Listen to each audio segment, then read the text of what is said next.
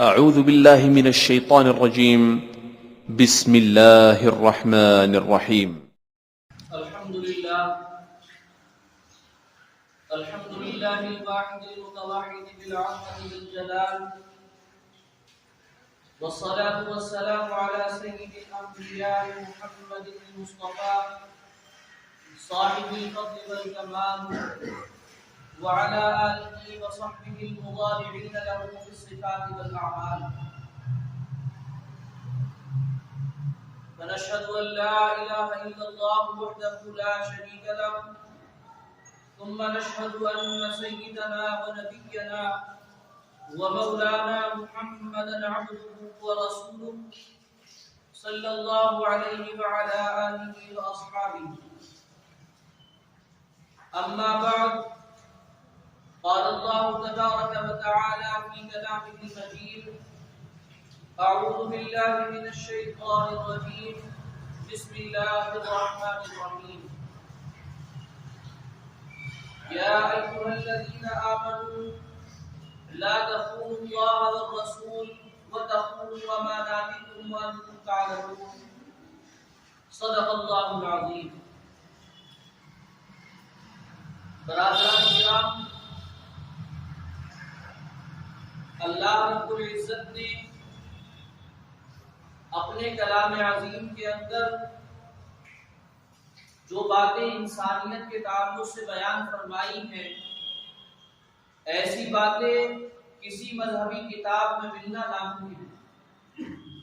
جتنی چھوٹی سے چھوٹی بات کو اللہ رب العزت نے نظر میں رکھتے ہوئے مسلمانوں کو اس کے بارے میں نصیحت کی ہے، کسی کتاب میں اتنی باریک اور چھوٹی نصیحتیں نہیں ہیں۔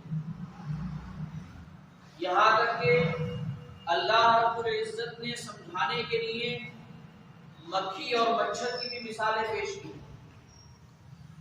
اور اس پر کافروں نے اعتراض بھی کیا کہ یہ کون سی مذہبی کتاب ہے کہ جس میں مکھی اور مچھر کی باتیں ہو رہی ہیں، مکڑی کی باتیں ہو رہی ہیں۔ اللہ رب العزت ان کے ذریعے کیا چاہتا ہے، آپ کا رب ان کے ذریعے کیا چاہتا ہے، اتنی چھوٹی چھوٹی چیزوں کی مثالیں دیں۔ تو اللہ رب العزت نے اس کے جواب میں فرمایا کہ جب اللہ نے یہ چیزیں پیدا کی ہیں تو وہ ان کی مثالیں دینے سے کیوں شرمائے؟ اگر تمہیں کوئی ایسی بات نظر آتی ہے کہ یہ بہت معمولی چیزیں ہیں تو تم انہیں پیدا کر کے دکھاؤ۔ ایک مکھی ہے، ایک مچھر ہے، اگر تمہیں اس کا پیدا کرنا معمولی لگتا ہے، اگر یہ چھوٹی چیز لگتی ہے تو تم پیدا کر کے دکھاؤ۔ اللہ رب العزت نے اگر پیدا کیا ہے تو پھر وہ مثال دینے میں کیوں شرمائے؟ تو وجہ اس کی یہی ہے کہ اللہ رب العزت نے چھوٹی چھوٹی چیزوں سے مسلمانوں کو مثالیں دی، لوگوں کو مثالیں دی کہ ان کے بات ذہن میں آ جائے، سمجھ میں آ جائے۔ ظاہر سی بات ہے کہ اگر اللہ رب العزت اپنے علم کے لحاظ سے کلام فرماتا تو ہمیں اور آپ کو کچھ بھی سمجھ میں نہیں آتا۔ آج بھی اگر کسی بڑے عالم کا بیان سننے بیٹھ جائیں اور عام لوگ ان کے بیانات کو سننے کے بعد جو تاثر پیش کرتے ہیں وہ یہ کرتے ہیں کہ بھائی آدھا بیان سمجھ میں آیا، آدھے میں انہوں نے ایسے سب جملے بولے، کتابی الفاظ بولے کہ ہمیں سمجھ میں نہیں آیا۔ وجہ کیا ہے کہ وہ اپنے علم کے لحاظ سے بیان کر رہے ہیں اور سامنے والا اپنے لحاظ سے سن رہا ہے، لہذا لیول میچ نہیں ہو رہا، اس کو سمجھ میں نہیں آ رہا، یہ بیان کر رہا ہے۔ اسی طرح اللہ رب العزت اپنے علم کے لحاظ سے اگر کلام فرمائے تو کس کو سمجھ میں آئے؟ ظاہر سی بات ہے کسی کو بھی نہیں آئے۔ اور اللہ رب العزت نے اس کی مثالیں بھی قرآن کریم میں رکھی ہیں کہ دیکھو علم کے معاملے میں اگر بات آئے گی تو تم میں سے کوئی کچھ نہیں سمجھ پائے گا، یہ تمہارے لحاظ سے بات ہو رہی ہے، لہذا چھوٹی چھوٹی چیزوں کے ذریعے بھی سمجھایا جائے گا تاکہ تمہیں سمجھ میں آئے۔ قرآن کریم میں اللہ رب العزت نے آیت اتاری ہے کلام کی، طٰہٰ یاسین کاف ہا یا عین صاد۔ 1400 سال گزر گئے ہیں اور آج تک کسی کو اس کا مطلب نہیں پتا۔ قرآن کریم کی جب تفسیر لکھی جاتی ہے، مطلب لکھا جاتا ہے قرآن کریم کا، بہت سے لوگ لکھتے ہیں اپنے علم کے ذریعے قرآن کریم کا مطلب، تو جب وہ لکھتے ہیں تو ان آیتوں کے آگے یہ لکھتے ہیں اللہ اعلم بمرادہ بذلک، اللہ اپنی مراد کو اس کے ذریعے سے زیادہ جانتا ہے۔ یعنی کاف ہا یا عین صاد کے ذریعے اللہ نے ہم سے کیا کہنا چاہا ہے یہ اللہ ہی بہتر جانتا ہے، ہمیں اس کے بارے میں کیا بات ہے کہ اللہ رب العزت نے یہ بات اپنے لحاظ سے فرمائی اور بندوں کو مثال کے طور پر فرما دیا کہ میں اس طرح کی باتیں بھی اتار سکتا ہوں جو تم سمجھ نہیں سکتے، لیکن میں نے تمہارے لیے آسان الفاظ اتارا تاکہ تمہیں سمجھ میں آ جائے، تمہارے فائدے کی بات ہے۔ ظاہر سی بات ہے اگر کسی کو آپ سمجھانے بیٹھے ہیں اور کوئی ہندوستان کا رہنے والا ہندی بولنے والا انسان ہے اور آپ اس کو مثلا یو پی کا رہنے والا ہندی بولنے والا انسان ہے اور آپ اس کو آسامی زبان میں سمجھانے لگے تو اسے سمجھ میں نہیں آئے گا۔ یہ ظاہر بات ہے کہ جو زبان اس سے آتی ہی نہیں ہے آپ اس کو کیا سمجھا لیں گے، اس کو پتہ ہی نہیں چلے گا کہ آپ کیا کہہ رہے ہیں، لہٰذا کوئی مطلب نہیں اس کا بات۔ ایک عام انسان ہے اور آپ اس کو کتابی الفاظ میں سمجھانے لگے، جس نے کتاب بھی کبھی نہیں دیکھی ہے تو وہ کیا سمجھے گا اس بات سے؟ اس کو تو کتاب کا نہیں پتا، اس کو تو کتابی الفاظ کا نہیں پتا، وہ تو عام الفاظ بولنا جانتا ہے، وہی سمجھتا ہے۔ آپ اس الفاظ میں نہیں سمجھائیں، کتابی الفاظ میں سمجھا لیں تو اس کو کچھ سمجھ میں نہیں آئے۔ اسی طرح اللہ رب العزت نے اگر ہم سے بڑی بڑی باتیں کی ہوتی تو ہمیں سمجھ میں نہیں آتی، چھوٹی چھوٹی باتوں سے ہم نے سمجھا کیونکہ ہمارے دماغ چھوٹے چھوٹے ہیں، ہمیں لگتے بڑے ہیں، اللہ کے حساب سے یہ بہت چھوٹے ہیں۔ تو اللہ رب العزت نے انسانیت کی بہت سی باتیں کی قرآن کریم کے اندر۔ بہت سے لوگ آج دنیا کے اندر پیدا ہیں وہ بات کرتے ہیں کہ بھائی انسانیت سب سے بڑا مذہب ہوتا ہے، انسانیت سے بڑا کوئی مذہب نہیں ہوتا۔ مسلمانوں کے اندر بھی بہت سے ایسے لوگ ہیں جو کم علمی کی وجہ سے اس طرح کی بات کرتے ہیں۔ آج بہت سے نوجوان ہیں کہ جن کو تھوڑا سا آپ کو شعور آیا تو انہوں نے یہ سمجھا کہ اسلام جو ہے انسانیت سے تھوڑا ہٹ کے چلتا ہے، انسانیت سب سے بڑا مذہب ہے۔ بعض موقع پہ اسلام کسی چیز سے روکتا ہے، انسانیت نہیں روکتی، لہذا ہمیں وہ کام کرنا چاہیے۔ ایک شخص نے یہ لکھا تھا کہ بھائی انسانیت سب سے بڑا مذہب ہے۔ میں نے ان کے جواب میں کہا کہ اگر انسانیت سب سے بڑا مذہب ہوتا تو یہ اسلام کا ایک حصہ ہے۔ انسانیت اسلام کا صرف ایک حصہ ہے، اسلام اس کے علاوہ بھی چیزیں ہیں۔ تو انسانیت جب اسلام کا ایک حصہ ہے تو سب سے بڑا مذہب کیسے ہوا؟ سب سے بڑا مذہب تو پھر اسلام کہ اسلام ہے جو انسانیت بھی سکھاتا ہے، انسان کو اس کے اقدار بھی بتاتا ہے کہ انسانیت کہاں تک ہوتی ہے، اور اس سے آگے اگر آپ چلیں تو وہ انسانیت نہیں کہلائے گی، وہ جہالت کا نمونہ ہو سکتا ہے۔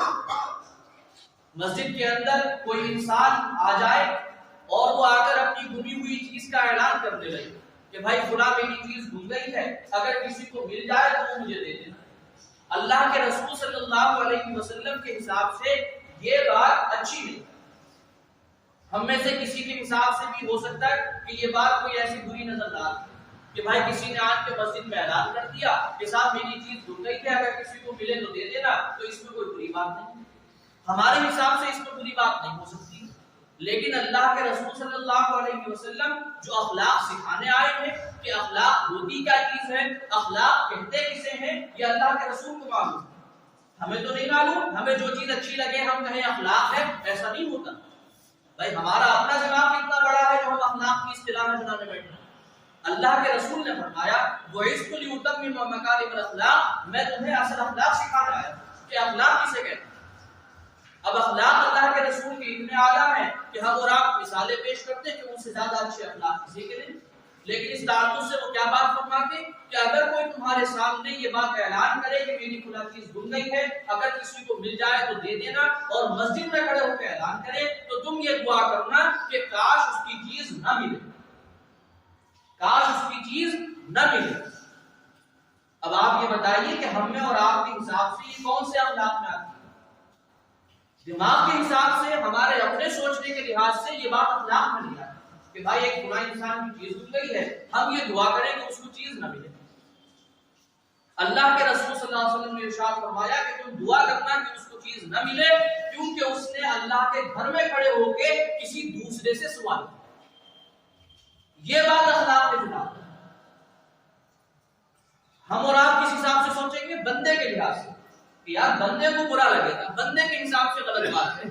اللہ کے رسول نے سوچا اللہ کے لحاظ سے کہ بندہ اللہ کے گھر میں کھڑا ہوا، مسجد ہے، یہ اس کو بتایا گیا ہے کہ یہاں سب سے زیادہ اللہ کی رحمتیں نازل ہوتی ہیں، اللہ تعالیٰ سب سے زیادہ یہاں دعا قبول کرتا ہے، اور اس بے وقوف انسان کو اب بھی اللہ نظر نہیں آ رہا، بندے نظر آ رہے ہیں، اور وہ دعا کر رہا ہے بندوں سے کہ بھائی اگر تم میں سے کسی کو میری کوئی چیز ملے تو مجھے دے دینا۔ اسے چاہیے تھا کہ اللہ سے سوال کرتا کہ اللہ مجھے میری چیز ملوا دے۔ اب وہ کسی بھی بندے کے ذریعے ملوا سکتا تھا، بندوں سے کہنے کی کیا ضرورت؟ تو یہ اللہ کی شاید نشان نہیں ہوگا، لہٰذا اللہ کے رسول نے فرمایا تم دعا کرنا کہ اس کو اس کی چیز نہ بھی، اور یہی اخلاق۔ اگر کوئی انسان یہ کہے کہ یہ اخلاقی بات نہیں ہے تو وہ بے وقوف ہے، اللہ کے رسول سے زیادہ اخلاق کوئی نہیں جانتا۔ اگر آپ نے اس معاملے میں یہ فرمایا کہ اس طرح کرنا ہے تو یہی اخلاق ہے، یہی انسانیت۔ انسانیت صرف اس چیز کا نام نہیں ہے کہ چھوٹے چھوٹے بندوں کے بارے میں سوچا جائے۔ آپ اپنا ذہن بڑا کریں، اللہ کے بارے میں کون سوچے گا؟ اللہ کے بارے میں بھی تو کوئی سوچے گا نہیں سوچے گا۔ اللہ کے ساتھ جو ناانصافی ہے وہ سب سے بڑی ناانصافی ہے۔ اگر کوئی انسان شرک کرتا ہے تو وہ اللہ کے ساتھ ناانصافی کرتا ہے، تو اللہ تعالیٰ نے فرما دیا کہ کچھ بھی معاف کر دوں گا، شرک معاف۔ کیا بات ہے کہ میرے ساتھ ناانصافی، اگر بندے کے ساتھ ناانصافی کرو گے تو بندہ چھوٹا ہے، ناانصافی بھی چھوٹی ہوگی۔ میرے ساتھ ناانصافی کرو گے تو میں بہت بڑا ہوں، ان ناانصافی بھی بہت بڑی، لہذا وہ معاف نہیں کیا ہے۔ تو انسانوں کو اس انداز سے اسلام کو سمجھنا چاہیے۔ ہمارے نوجوان اسلام کو سمجھ نہیں پاتے، لہذا انسانیت کے پیچھے چلتے ہیں۔ انسانیت کے پیچھے چلنا غلط چیز نہیں ہے، لیکن آپ اسلام کو انسانیت سے کوئی الگ کر کے دیکھیں، یہ غلط ہے۔ انسانیت اسلام ہی کا حصہ ہے، اسلام سے زیادہ انسانیت کوئی نہیں۔